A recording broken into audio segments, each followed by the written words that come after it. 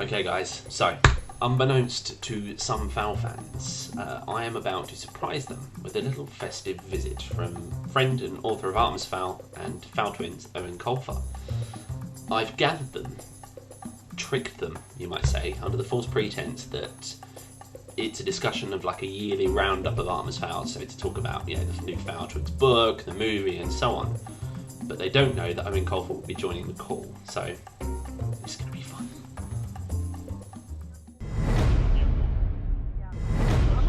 Sashi? Yes. And Stace? Yep. Cool. I'd like to introduce you all to Eoin Colfer. Wait, what? Oh. Wait, what? Excuse me? I have to Oh leave. my. You don't do this to me. I'm not prepared. I've been VR for this. At 6 in the morning. Oh no. Everyone, Owen, let Owen speak. Hands up who just got a green screen. We wish. Hello everybody, familiar and Hello. unfamiliar. Hi. Hi. Good. So, how's everyone there tonight? My ears were burning, so the internet led me to you. Oh my God. Sneaky Matt and Sneaky Mira. Yeah. I know. We pulled a sneak on you guys. Aren't you guys glad you joined now? Huh? Well, I know some of the faces already. So, and some are new people. So, hello everyone. And So why don't we do introductions? So, Oh no. Oh my God. Tell me like 15 facts about yourself. That's all. Yeah, that's it. And then we'll be done. So, okay, I'm going to go in order of on my screen. So Maxwell, the crazy anime character you can see. Maxwell doesn't have a webcam, so is resorting to this witchcraft. Hi. Hi. I'm screaming internally and externally a little bit. Hi, I do video games online, so that's why I already have this set up. I've been reading your books since I was a kid, and I'm in my 30s. So Wow. hi, I do video games on the internet, and I run the Artemis Fowl Discord. Oh, well, okay. That's fantastic. Well, I'm Maxwell. Whereabouts on the planet are you? I'm in the United States in Ohio, so I live under 18 feet of snow most of the year, and occasionally I poke my head up like the groundhog and I say, "Oh, what's up? Okay, new movies, cool, okay." Yeah, and then back And is there another 6 weeks And of I go winter? back down. Yeah, then there's another 6 weeks of winter, but that we just call that Ohio spring. Wow. So Well, next up on my list, Jacob. Do you want to say hello? Hi, my name is Jacob. I'm Jacob. very glad to meet you. I'm a huge fan. I've been reading your books for years. yeah, that's great. Where are you, Jacob? Right now, I'm in New York. Oh, nice. So it's not as cold as Ohio, I imagine. No, not yet. Yeah. So, well, it's nice to see you, and thanks for the years of support. It's a wonder all these people read my books for so long. It's a wonder I'm still alive. I don't know. My God. I don't know how much longer I can keep it up, but I'm do my best. So, well, hi, Jacob. Whereabouts in New York are you? Right now, I'm in Queens. On Queens, yeah. So I haven't been in New York this year. Actually I was in February. So, but usually we tour there in the summer and then again in October. So it's strange not to be there. So you have to do some touristy things for me. You have to go and get some pizza somewhere and a beer and just walk around looking at the tall buildings. And then ship that pizza to my us. stay. Yeah. So who's next on the Brady Bunch square of? I think you've met Mira before and you've met Hannah before. Yeah. And you've also, I believe, met Vix before. She came to reading, and where was I reading Vix? In London? In London, but I try to remember which store it was. I know Matt was there, and Matt will know. I forget. But anyway, I do remember meeting you before. I remember Matt was giving you a hard time. I remember that, and I don't know what that He was. always does. I'm going to give him a hard time now. Yeah. Sneaky bastard. First day. Sorry. Nice day. How are you? I'm good. Yeah. Good. Everyone is. Are you in London? Yes. Yeah. Good. Okay, so who's next there? Who we got? Next up, we've got Chloe. Do you want to say hello, Chloe? Hi, Chloe. Oh, I'm currently in Northern Ireland, but oh, nice. from England originally. Yeah, whereabouts in Northern Ireland are you? Antrim. I'm near Belfast. Oh, So gorgeous. my boyfriend's from Ireland, so I moved over here with him. That is, I keep telling them that, like, that is every woman's dream, to have the Irish. I mean, it was pretty much mine because I read Artemis Fowl as a kid. No one's I always buying wanted. it. I keep Investment, saying. you know, investment. You can see I'm doing the old person trick of leaning in really close all the time. Like, that's going to change the size of the screen, which it doesn't. Yeah. But it will in the future, it will. So, well, yeah, so Antrim is probably the same weather as here then. It's pretty. Yeah, been reading Artemis Fowl since I was a kid in high school, and just sort of got involved with like the fans recently, the last year or so. So that's been really nice. Yeah, the fans are. I think. It seems to be a very nice bunch. The fans. So very low ratio of, there's no crazies really. Everyone is just friendly. I mean, I'm crazy, but that's okay. Keeping it on the lowdown today. But it's really nice when I go to readings and there's like it could be 3 generations of people reading the books. My computer's telling me my connection is unstable, so I'm going to take my phone off it. Okay. No, you seem to be good. Yeah. Cool. So next up, the best one I had was, and this actually happened. Yeah. A girl came to a reading with her dad, I think, and the dad said, we're all reading your books now. And the girl said, my granny used to read the books, but she's dead now. Oh, that's cute. Harsh. That was, yeah. So who's left there? So next up, so Danny. Danny. Oh, I know Danny, or I know of Danny anyway. Yeah. We contacted, Hi. on Instagram. I can see your Artemis Fowl behind you there. Oh, yes. Here in Brazil, I suffer because they don't publish your book when it's released. So Yeah. I haven't read the new Fall Twins book. Yeah. I'm crying every day. I don't know why that would be. I mean, there's no reason for that not to get published. I don't know. But next month, I'll get it. Yeah. But you know that I love your work since I was a kid. I grown up with Artie. Yeah. And now I'm seeing the next generation start reading it. Oh, it's great. By the Fall Twins, so it was really nice. It's hard to believe for me that I wrote this book when I was 32 or 33. Don't say that. Oh, wow. And it was my 7th book, and I wrote it in the baby's bedroom. So Finn, who is now 23, we had this little baby bedroom, box bedroom as we call them. I'm sure you call them that too. So I could only have that bedroom when Finn was awake. So, and we had a little table that we used to change him on. And so that was also my office table.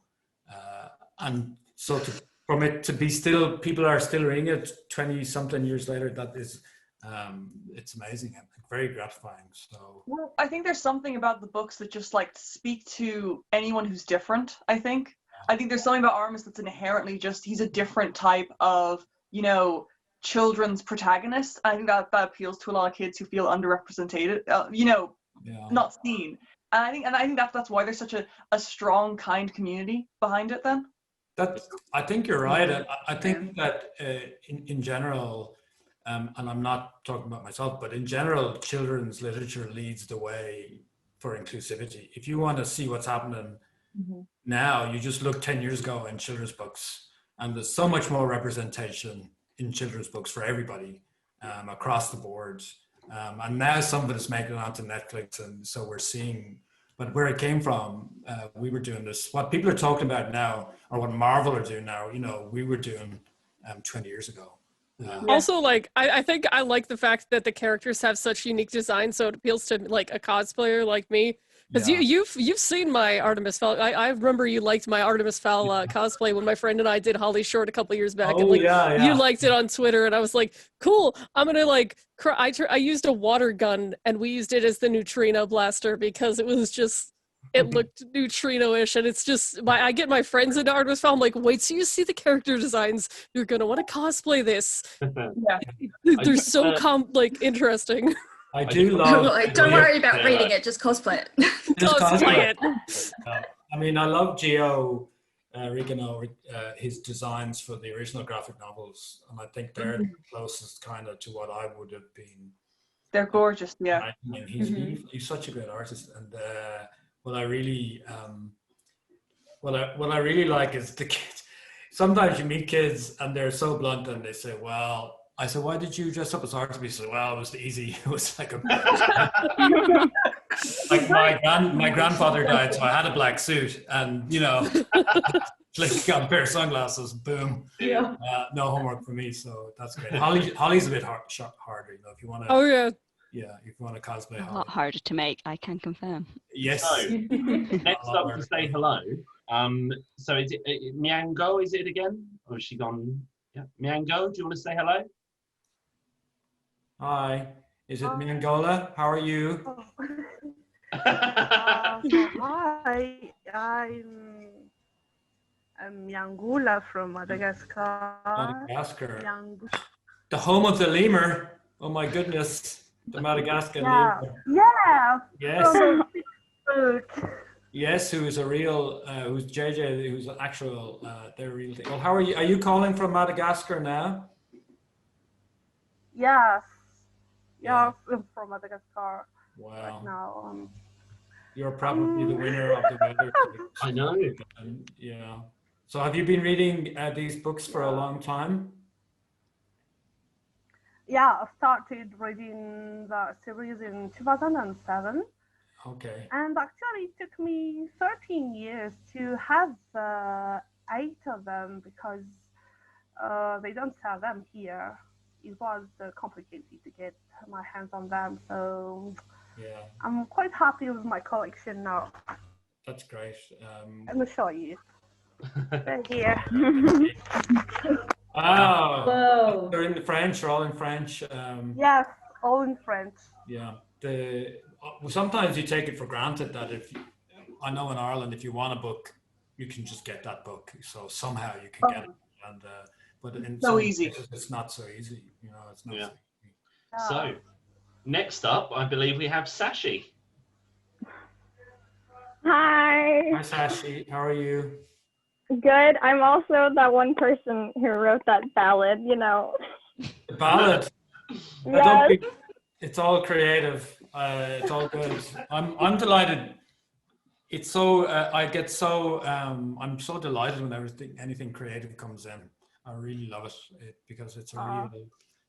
For me, gives me a real boost. Some days you don't feel like working, and if you get someone does some art, or someone does a cosplay, or someone does a ballad, it just really makes my day, and I'll try and work a bit harder, because especially if it's good, because I know there's good artists out there watching, so I better do my best. So it does help when you've been doing the same universe for 20 years. Some days, you just don't really feel like doing it, and so a bit of outside influence is very helpful. So thank you, Sashi. Where are you?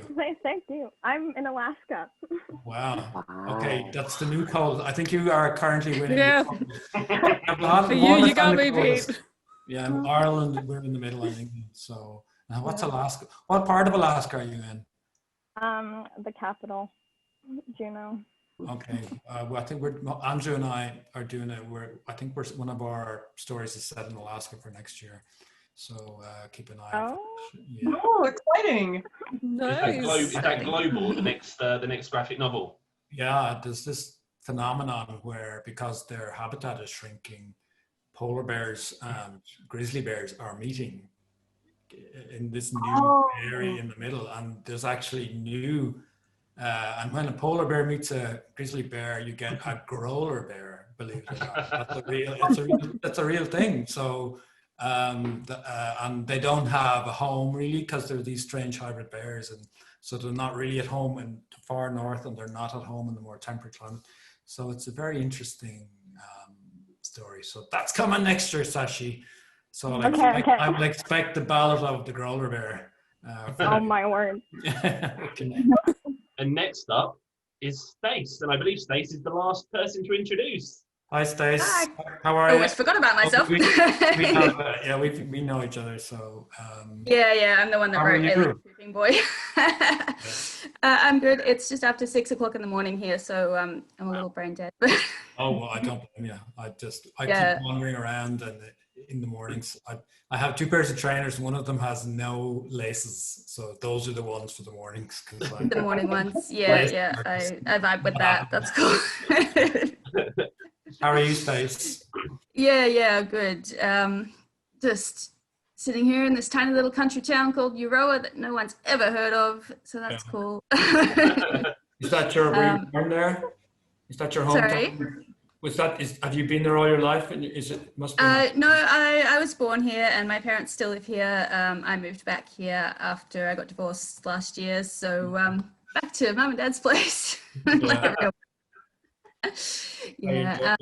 What's the weather like there? Whereabouts is it? Where is the town? It's northeastern Victoria, so it's about an hour and a half to 2 hours out of Melbourne. Oh yeah.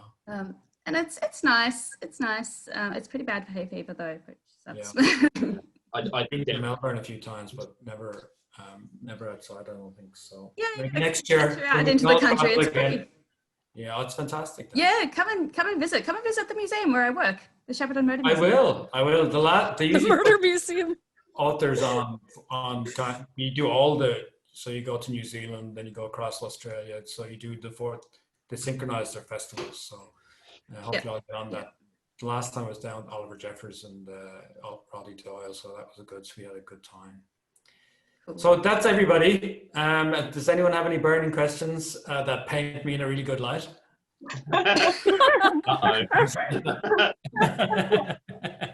Everyone's going to clam up now. Everyone's freaking out, I think, a bit internally. I really did drop them all in this.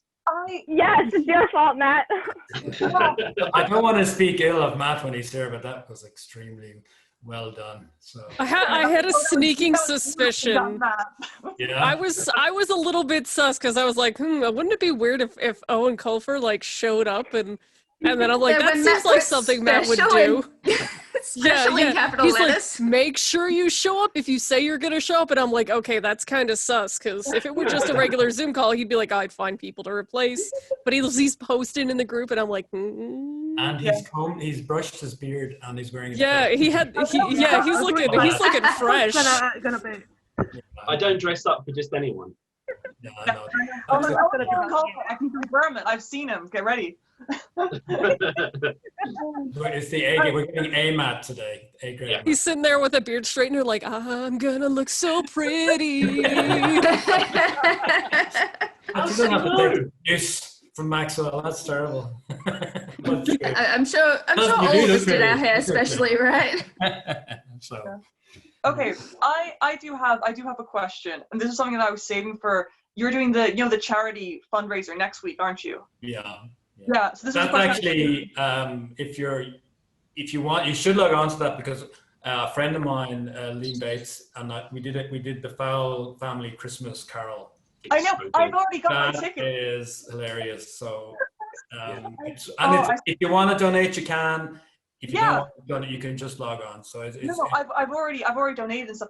I had my question ready for this. I've already donated and stuff. I'm so looking forward to the song, by the way. If it's anything like "Call Me Artemis Fowl," I'll be delighted. It's more like Dean Martin, that kind of lizard guy. So he's playing a character, a new character who's in the third Twins book, he's mentioned, called Foxworth Fowl or Uncle Foxy. And Uncle Foxy sends the song. Anyway, Hannah, I interrupted you. What was your question there? My question, I can't find it. It's somewhere. I just moved the Artemis Fowl books behind me so it would be in the background. But do you remember the Artemis Fowl files that I think it came out in like maybe 2008 or so? And you mentioned that Artemis's favorite musician is David Bowie. Did that little tidbit, was that the inspiration for what would happen to Artemis in the Fowl Twins later on? When he would go to Life on Mars. Yeah. You are very smart. You're the first person to get that, I think. So. Artemis just sitting like ground control to Major Tom. That's why you have so many talents. Like it's all coming out. Singing too. What happened was, it was so funny when I read. By the way, I love Fowl Twins, and when I read and I found out what he was doing and stuff, at first I was kind of like, oh, that must be terribly lonely for him. But then the more I thought about it, I was like, no, this is exactly what he wants. This is a way to express, his intelligence and creativity and to explore. And that's what he's always wanted to do. And I listened to that song, and it fits so perfect. Like, no, that has to be on purpose. It can't be just a weird coincidence. No, but I mean, if I'm really honest, the main reason I sent him into space was I knew the temptation to bring him back for a cameo would be overwhelming. So I thought, I'll just get him into space, and then I can't do it. I still managed to squeeze him in with a few videos, but as I was getting him out of the way, usually if you're doing YA books or kids books, usually you just, if there's anyone you don't want in the book, like the parents, you just kill them immediately. So that's why Disney does it. Yeah, Disney hates mothers. Yeah, Disney hates parents, and they would just like in the Roald Dahl books, I think, I forget which one it was, maybe it was the witches, but the kids' parents were killed by a rhinoceros. Oh yeah. I feel like you couldn't have done that with Artemis, because like he goes through so much in The Last Guardians, and then open Fowl Twins, he fell down the stairs and it was just over. So that brand new body, yeet it. Can you imagine the fans? Like, oh my god, they would be out for blood. I got enough when another character died. Then I had to, I got a lot of fan mail. Oh yeah, of course. And I got one from a guy who was in some federal penitentiary, and he had 2 machetes crossed like this, and just you killed this guy. I'm not happy. So I was like, ooh. How did he get machetes in a penitentiary? That's what I want to know. Like, I don't know where he had those hidden. I don't want to ask. We had a couple of friends. I need those machetes now. What? Not now. I think it may have been a photo from another time, and hopefully not even him. But like, if you can take out a character, and if the fans go ballistic, you've written the character well. I think it's different if the character, if you were to get rid of the character, everyone's like, oh, we don't really care. He can, they can go. But if the fans have a meltdown, then it's you did your job right. It's in the fine tradition of Charles Dickens in the Pickwick Papers when he killed little Doris or something. I can't remember her name. And it was riots. Now we didn't have any riots. Just one guy with machetes. Just one. I honestly, I related to that when Opal killed who near the beginning of the series. I was devastated. I was like, how could he? No, not him. And I'm like writing Aggie letters, and I'm like, I don't know where he lives. I can't send this to him. So I'm like just this angry middle schooler, like. For 15 years. How dare you? Yeah, I've been holding it. Which is the main thing. Yeah, it's cool. It's cool. I'm just gonna. But it's very hard to connect for me to something that I wrote something, as I said, in the bedroom in Wexford, and then somebody is upset by that. It's just a story, in my mind, it's a story about elves, and so I'm always surprised by that. But it's great, it means you're doing something right, I suppose. But also, I really don't like books when they kind of gratuitously kill a beloved character just like to wring some emotion out of a situation. Yeah. When there's no real story arc, or there's no, it's not for any purpose other than, oh, let's kill this person very explicitly and see the blood gushing out of their neck, and that will make everybody cry. I think it has to be earned. You have to earn that part of the story. And really, I hadn't really killed anyone up to then, and people were starting to think, all these dangerous situations. Nothing's gonna happen. No one's gonna ever. And then it did. I think I'll show you, little people. I could just imagine you writing it, and then you're like, show you, he dead now. But the good thing about that, I never really had to kill anybody else, because there was always the danger that and also anyone I did kill, I usually brought them back in some strange weird way, which was fun too. Yeah, well, when he came back in the Time Paradox, Yeah. and I was reading that for the first time, that was the first time I think I ever cried when I was reading a book.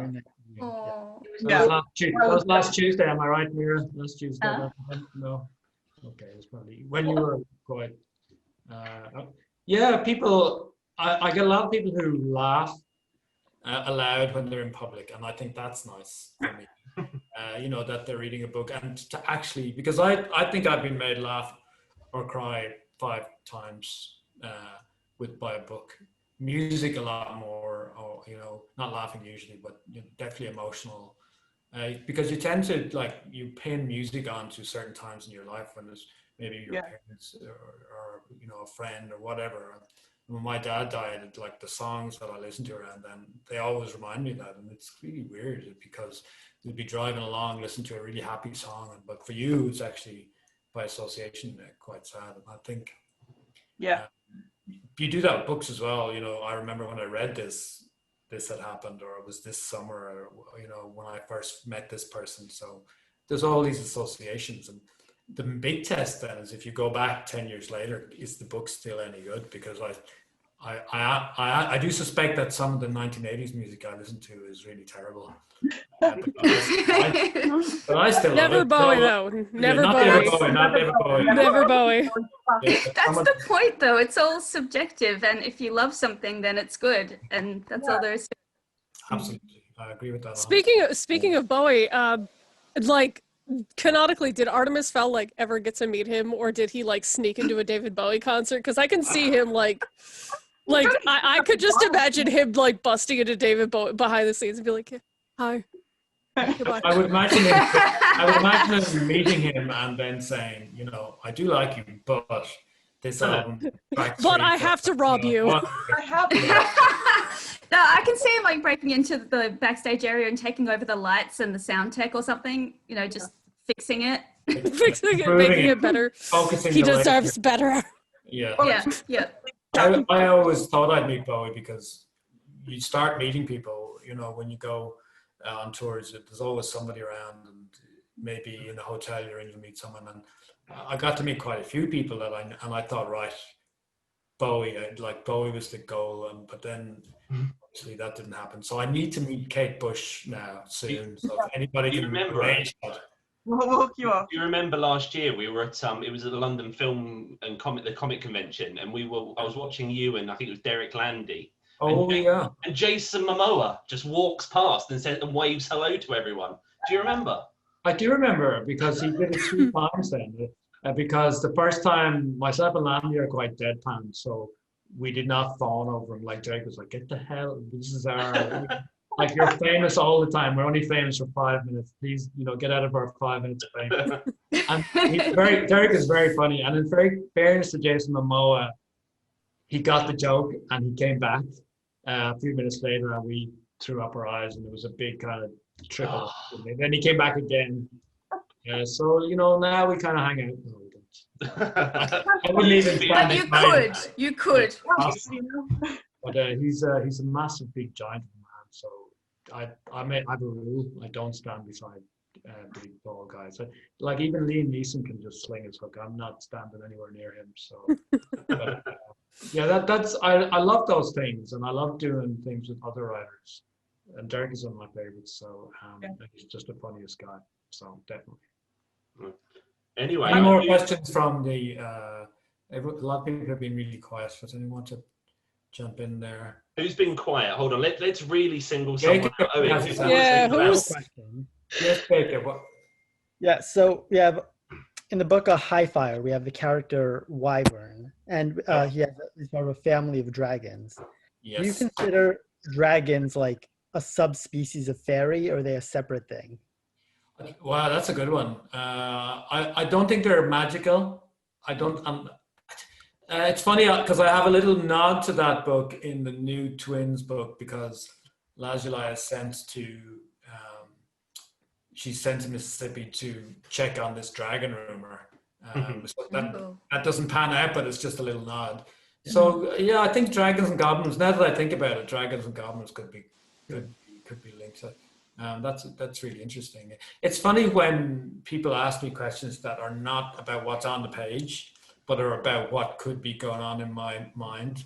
And very often, once I've finished the book, it's like I close the drawer and that is pushed out the side of my head. So there's a lot of stuff I don't even remember, and I have to do that because I need to get my head into the next book. So and I remember my editor, Steph in Hyperion, sending me an email saying, "You can't have this guy." And so, well, I am the writer. Why can't I have that guy? And she says, "Well, because you killed him 2 books ago." That's very good. Whoops. Well, I just had totally forgotten that I had knocked this poor fellow off. And, you can't leave someone dead. The only person I would like to bring back, and I now can't remember her name. Minerva? Vinyana? Yes, yeah, yeah. What's the first name again? Minerva Paradise. Oh. I felt I kind of shortchanged her a little bit as a character. So I think because in the arc of the story she was fine, but as a character I kind of just dropped when she was of no further use to the storyline. Where give her a spin-off, short story spin-off about her hot ski instructor boyfriend, and Artemis totally not trying to, sabotage him. Girlfriend. Well, what would be ideal would be Artemis would arrive at Mars and she's already there. Surprise! I beat you here. I love it. Yes. You're stalking me, Artemis. You followed me to Mars. Like that was a personal fan theory I had for a while, which is that because when Minerva, you know how you said I can't remember when in one of the interviews that how the Minerva and Artemis did date and then they broke up, but Minerva dumps him for a ski jockey, and I always thought that's an angry breakup. That's an I hate you breakup. So I always assumed that she found his plans to go to Mars, but there was no specification for her to come with him. And she basically had the ultimatum of, wait, are you not taking me with you? Do you not want me to come with you? And then it was like, okay, well, then I'm going to publicly humiliate you by dating this hot bod. And so that's an angry breakup. Some serious thought has gone into that. That's a lot of thought, but that would absolutely fit in though with the 2 characters. Yeah, it wasn't. Oh, we mutually respect each other and we feel it's best we want to step away. No, that's not a happy breakup. I did just make that up though at an interview, so it probably. The trouble is though, and I didn't realize that once you make up something off the top of your head, you're kind of locked into that then. Because people run with it. People take it and run with it. Yeah, people try and find ways to make it fit, Yeah. So, that's why it's best to leave it ambiguous and let the fandom be like, "Oh, theories."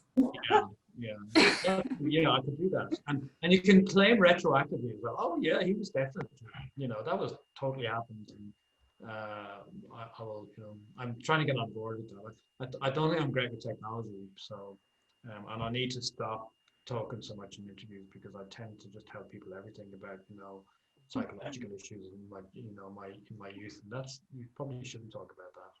So yeah. Has anyone else got any other questions, or is it time for Owen's bed? Is it bedtime for you, Owen? Surely someone. No, well, everyone who has a question should ask their question. I know I said 7:30, but I actually don't have anywhere to go. So. Take it away. This is just a green screen. I'm actually in a big refrigerator, So. You mean island, right? Refrigerator island. Yeah. So someone had a hand up there. Yeah. Could you recreate the cameo from the film that we never got to see you do? I had to. I was dressed as a farmer, and the best job on the film set seemed to be, and this person went to film school, and they're now employed by Disney as a Wellington boot distresser.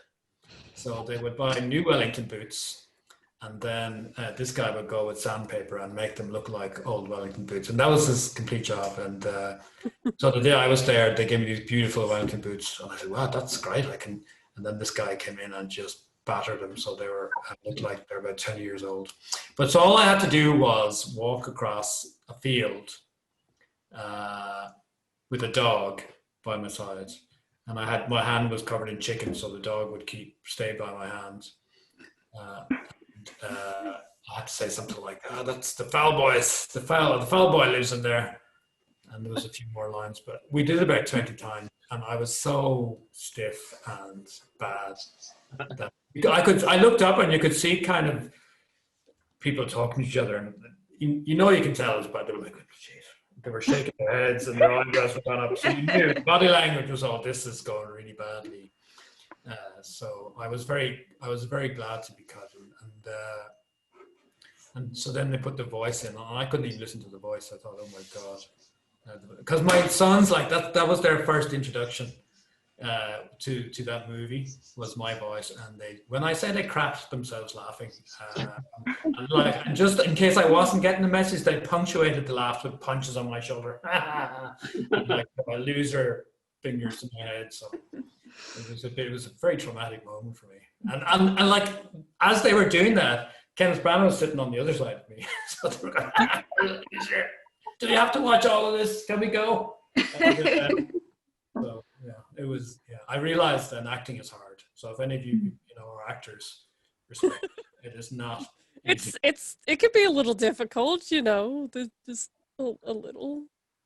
Well, it takes a huge amount of confidence to believe that other people will believe you are not who you are. I know that's quite loud, but I've tried it a few times, and I never got to that state that actors say they can get to, where they believe they're in the character and they believe everybody else believes that. And that's like a Zen-like confidence, I think, and it takes a lot of time to get there. So who's right? Has anyone got any other questions, or do we need to single you out? Who hasn't spoken much yet? Owen, do you want to single anyone out in particular? Oh, should I? Well, Chloe there. Chloe, have you got anything? I was just sitting here thinking about it. I've been thinking really hard because I feel like I'll be kicking myself later if I don't say something. Do you have any like favorite sort of fan headcanons that you've seen? Like Fan any what, headcanons sorry? you've seen, like fan headcanons that you've seen? You've seen like someone thinks Any series? like something about a character, Oh. so like fan theories and stuff that you really liked. I went to California once, and we went to this big bookstore, big Barnes and Nobles, out in the middle of, I don't know where it was, but it was a long way. We were staying in San Francisco, so it was like 2 hours drive. We got there, and nobody turned up, and I was very surprised because there was supposed to be 1,500 kids, and so the librarian rang and said, "We've realized that these books are about magic, so obviously they are the work of Satan. So we've decided that you're now on the banned list." And the book said, why wouldn't you call us yesterday? And said, "Well, we thought we should like punish the writer, so we wanted him to feel some humiliation of nobody turning up." And at the time, I was like, "Wow, that is, you must really believe in that to do that." But now I think it's kind of funny. But it's very memorable. It's very memorable that you go to this massive cavernous. I mean, if you're in the States, you know what some of these Barnes and Nobles are like. They're just huge. Yeah. And they were bringing in half a school. And this, I suppose, would have been at the height of Artemis Fowl, which was about book 5, I think, when it was really, we would drive around the country in a bus, and it was really great. And I thought, it's going to be like this forever. Surely it's almost complimentary, isn't it? If you get banned, like you're important enough that people are paying attention. Yeah. That's what I was telling myself while I was crying. I was telling myself. I mean, in hindsight, it's made it. complimentary. At the time, it's traumatic. Funny now. Most things are funny now, but. Yes, that's what Philip Pullman said once, that he was like almost offended that not enough people were banning his books in America.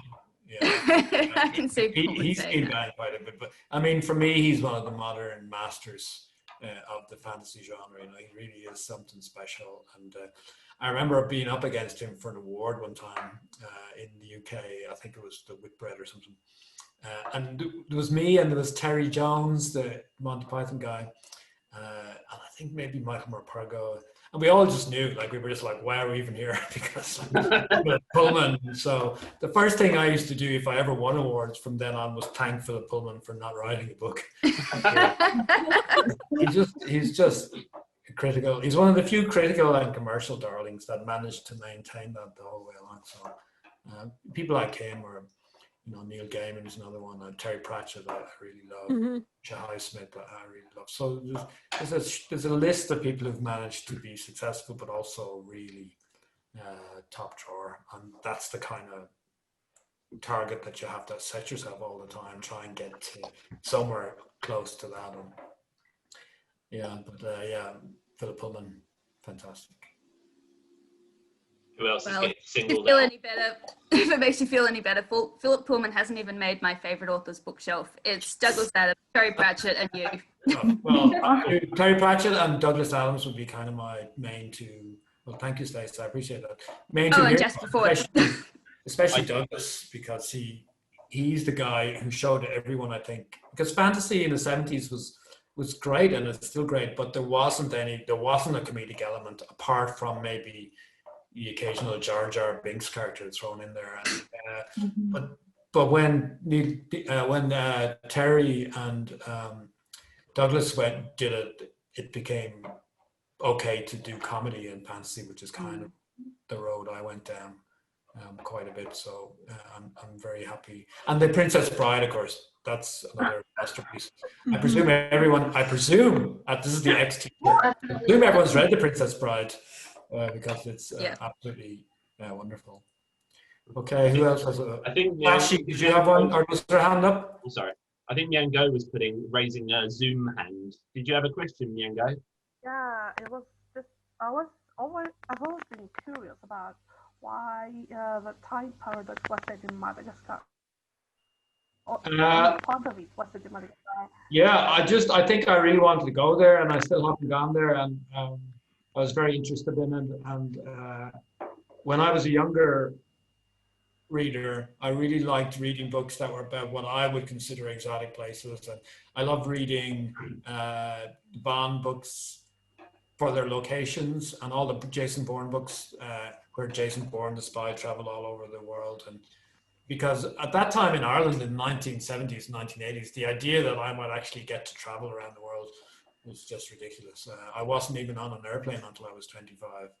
So I never thought I would get to go to any of these places. So when I was looking for an endangered species, I happened upon the silky Sifaka lemur of Madagascar. And the more I read about it, the more I thought it sounded amazing. So it's still one of my goals to get down there someday and spend some time in Madagascar. So when we can travel again. So yeah, it was just a place to capture my imagination as being a wonderful location. I try and go to most of my locations. Sometimes I don't go till after. For example, I was supposed to go to Louisiana this summer to do a series of lectures. And if you've seen me talk, you know they're not really lectures. But what was nice about that was they asked me because of the High Fire book, because they thought it really captured the bayou really, nicely, and it did paint a nice picture of it. So I was really thrilled to go down for the library system down there and tour around and do a few lectures to adults. So I thought, wow, I gotta go. And also while I was down there, I was going to see if I could research a second book, but that obviously was postponed. So maybe next summer I'll get down there. But I will get down to Madagascar at some point, but it could take a few years. I think. Just hit me up, I would be. I didn't hear that. Was there a second question there, Miangola? I didn't hear the mic went out. Please hit me up when you come here. I will. So I can... Absolutely, I can tell you where the best restaurants are. It's always good to have a local intel to find out about a place. Anyone else? Has anyone not said? Mira, you've been very quiet. I'm listening. You know, I think you're Just shocked. you're traumatized after the crying admission thing for, you know, Oh. the I don't know how flashback to recover back to just from admitting that. that. Danny, have you got anything? You've been quiet there. Yeah, I have one small question, only about after the Fall Twins finish. Yeah. Are you intending to do another series without being about Artemis, but about magical things? I probably will do something magical. I probably won't do any more Artemis at this point. I think if for Artemis as a writer, his I hate using the word journey, but his journey or his development as a character was over.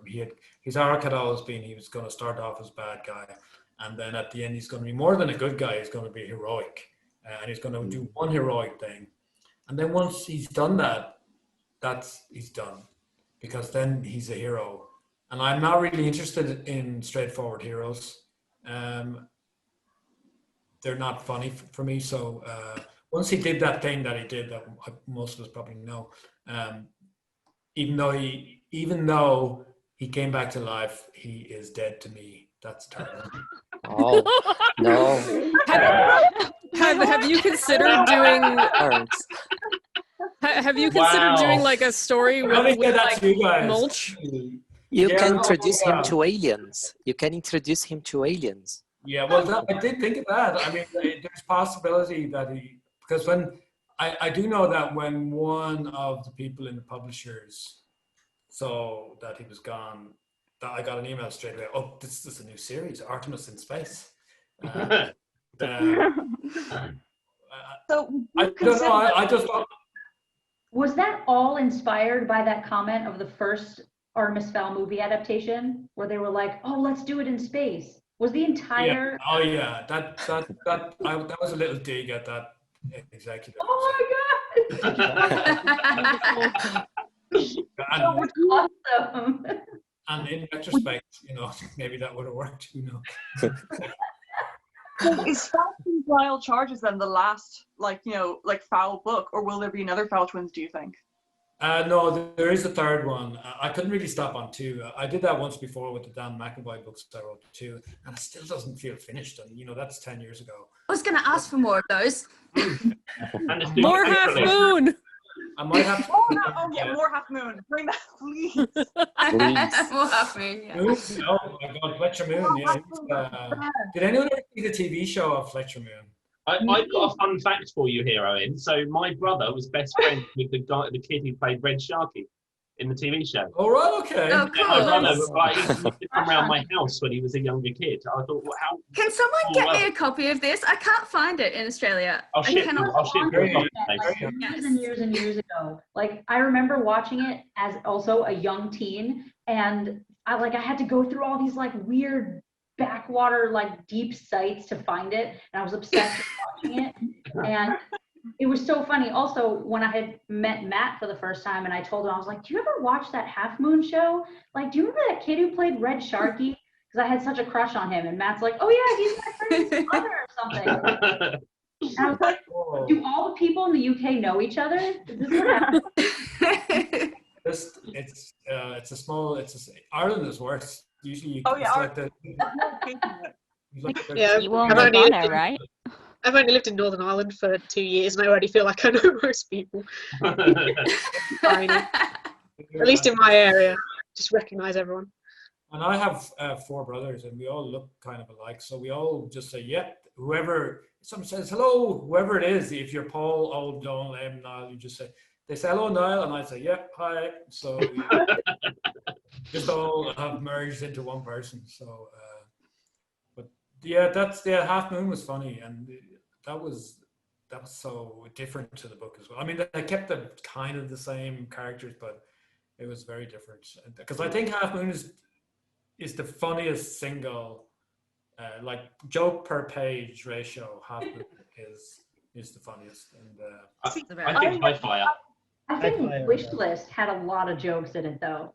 Yeah, the wish list. That was. I remember the publishers, not the Irish publishers, being a bit scared because, you know, it had the devil in it, and you know, is this book for kids?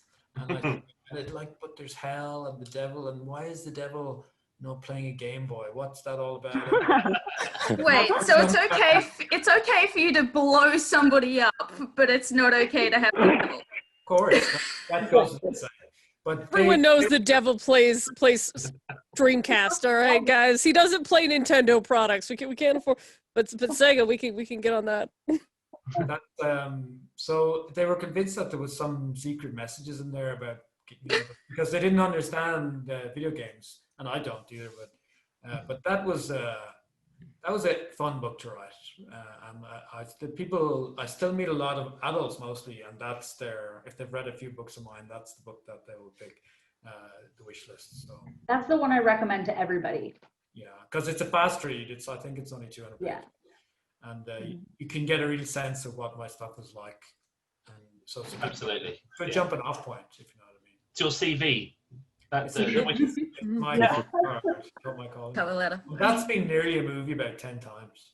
I've seen at one point Sean Connery was playing the old guy, and but it's been so long now that I could almost play the old guy myself. I could be, if I could act. As long as I don't have to put chicken in my hand anymore, I'll do it. But whatever happened to so one of my other favourite non-Artemis books by you is Airman. Whatever, there was a movie in the works. Oh, I loved Airman. Just gonna happen. I'll tell you what happened to that. There was a movie in the works, and it was quite far along. And then the company made another movie called Mars Needs Moms, which was no. Yeah, it was the most expensive. Mars Needs Moms. You not remember that? But that was the most. It was Zemeckis, Robert Zemeckis' company, and it was the most expensive flop, I think, to that point. So everything, the whole company just more or less folded. And oh no! But Airman is. We were actually working on a TV show of Airman, and the script is written, and it looks really fantastic. So we're currently talking to a very big production company. But Hi-Fi has been with Nicolas Cage. Yeah, that's so cool. At some point, just looks at the camera. I'm going to steal the Declaration of Independence. Nothing to do with the plot. I'm going to do it anyway. Yeah, I can imagine doing his voice. I'm a dragon. He's nuts, but it's brilliant. He's like, nobody would be better than him, I think. So I really hope that it goes ahead. That would be funny. But I think after so long and so many projects nearly getting there and getting there, you just kind of, it's a bonus. I just worry about the books, and if the TV stuff goes ahead, I might get to meet Nick Cage, and that would be great. And Kate Bush, I have to write something about, Kate Bush. A lot of work. Yeah. So you said we need to start like a petition or something sent to Kate Bush saying, please make Eoin Colfer. What we need to do next is I need to arrange a call with Owen and then surprise him with Kate Bush. Yes. Yeah, I'm on board for this. I'm never going to take a call with you again now, Matt, because I think I couldn't take that. Kate Bush just dropping it. I'd have a heart attack. That would be. Hey, you just did it to us. Come on. Yeah, I'm excited about a green screen. That's not very impressive. So we Kate Bush's. I did meet Dave Gilmour once at Pink Floyd, and I kind of messed that up because he was with his wife, and I was trying to show how much I knew about Pink Floyd, and he said, "Oh, this is my wife," and I said, "Oh yeah, I believe she wrote the lyrics on the last album, Dave." And he said, "Some of the lyrics," and that was the end of my conversation. Whoops. Oh no. Oops. I backed away from the childhood hero, but then never mind. Oh, I think Maxwell, do you have a question, or is that just yeah? Oh no, I'm not like spasming. So you said you're done with like writing Artemis Fowl stories, but would you consider writing like even just a short or so of like Mulch? Because he's my personal favorite, and then Josh Gad played him in the movie, who is like my favorite actor. I've cosplayed every character Josh Gad has done.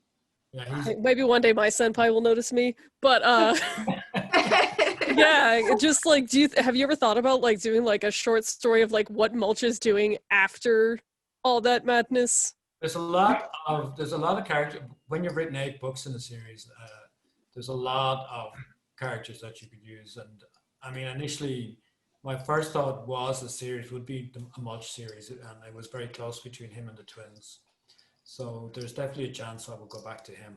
The return of Oscar. Would you even consider like a collection of short stories? So like say if you didn't have enough for one full novel, like do not even a where are they now kind of thing, but just a like, oh, this is Holly on her day off. This is Mulch, committing this crime and that kind of thing. Mulch committing this crime. This is Mulch stealing more Oscars. Would Mulch go for an EGOT? Would Mulch go for an EGOT? That's a good idea, actually. Please don't tell me any more good ideas, because then it will be a class action lawsuit. That is a very good idea. I bequeath it to you, please. And then if you ever write about it, I'll be like, yeah, we were on this Zoom call and we met Eoin Colfer, and I made a good big brain decision. And, Matt is recording all this, so that could be the first piece of evidence, my lord. Will the giants with the red beard please step forward? And I'm too old. Who hasn't asked a question yet? I think I would like to. Ashley, there you are. I see you trying to hide. Is that hiding? I'm not hiding, I swear. Okay. I have a writing related question. Okay. For like an Artemis Fowl book, what's the average number of drafts you had to go through? That's a good question. When I was starting the first one, I suppose, it would be usually 4. But then I progressively honed in on what the books should be about. But also I got to know my editor. So I'd write stuff and go, no, she's never going to let that in. So I would self-edit. So now, usually for me, the first draft, which I edit as I go along, so it's, but I self-edit all the time. And then once I consider a draft when I send it in, and then when it comes back with notes. I don't really consider the editing I do myself as a draft. So I do the first draft, send that in, and that will come back. And that's a big day. There's 2 stages to that, because the first stage is great. I love it. We're going to publish it. And I always have a big sigh of relief.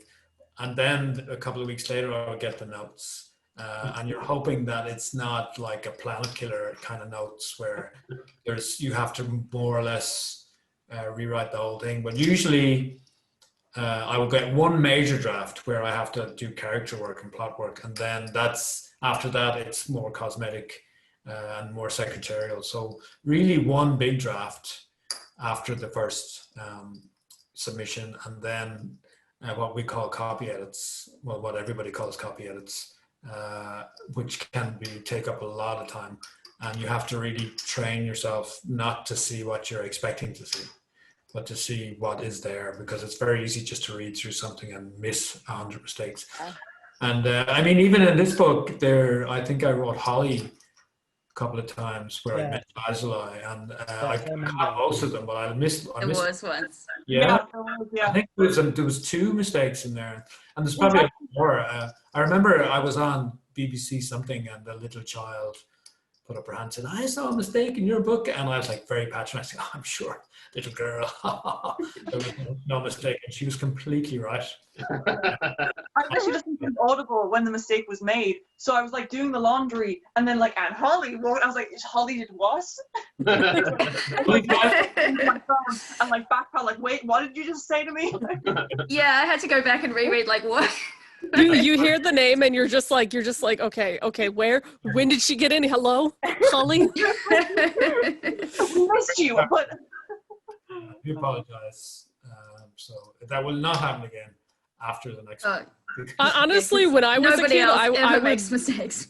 I would find those errors and I would like get my little red pen. I'd be like, I'm fixing the problems. Like I'm writing in my book. I'm like, you did spelling wrong, and then I'm like, oh, how do I let him know? It was me writing that angry letter about you know who all over again. Here's a fun little thing for you. So the first letter I ever wrote to Owen, so just before I met you for the first time, Owen, I sent you a letter because I found a mistake in the first book very shortly after release. And it was, I can't even remember what it was now, but you sent me a postcard back And that postcard is pretty much what triggered me to become such a big fan and Aw. start the website. That's so sweet. I also got a postcard from the beginning. What was that? Did I answer you back? You did. You sent a postcard and just said thanks for spotting it, and it will be fixed or something. It will and it was sorted out in a later revision. I'll have to dig it out and find it again.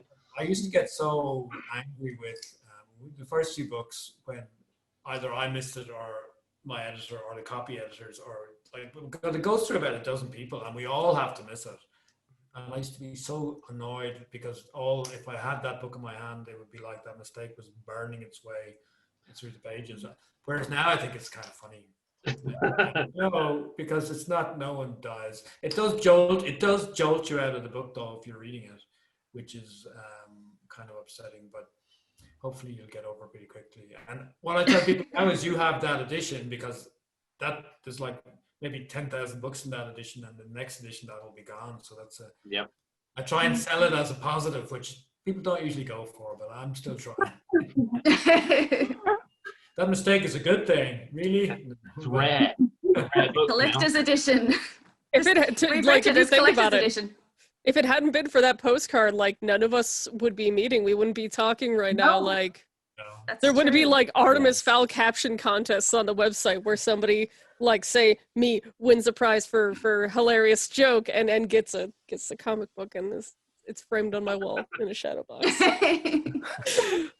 I'm not ashamed to say that. I'm not. I like get guests over, and I'm like, hey, look at this thing. I won a contest, and Eoin Colfer signed this. Yeah, it's pronounced Owen, not Eowine. Yeah, I had a friend who was like, who's Eowine? And I'm like, you did not just say that word in this house. I always love when you see it written somewhere and it'll be like Eoin Colfer, pronounced Owen, O-W-E-N. And it always sort of looks like it should be like they mean that Colfer is pronounced Owen. Like Colfer pronounced Owen. Owen. I think the line is Eowine Owen. That would be the correct. Oh, right. Yeah, sorry, my bad. But it is very. Here in Brazil, people call you Eoin. You get called Eoin. That's not bad. Eoin. I'm just happy. We get Ian quite a lot. We get Ian. I've heard Ian. Eon. I remember an agent suggesting that I drop my name and just use the initial, but or a different name. I said if I could be Lance, I would do that.